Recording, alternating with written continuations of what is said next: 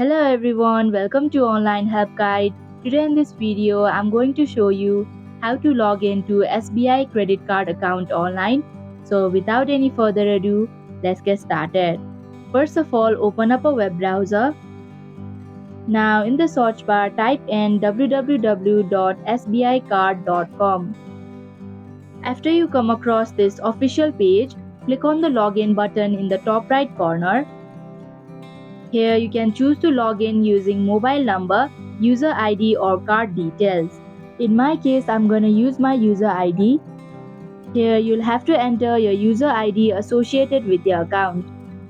If you do not remember your user ID or password, then you can click on Forgot User ID/password link. Also, if you do not have an account yet, then you can click on Register Now link. After entering your user ID, click on Proceed button. Then follow through the prompts and fill in the information that is required in order to log in. And that is how you can log into SBI Credit Card account online. Thank you for watching Online Help Guide. Hope this video was helpful.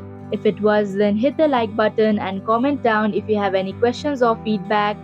Also, if you are new to our channel, subscribe and hit the bell icon so that you don't miss our upcoming videos.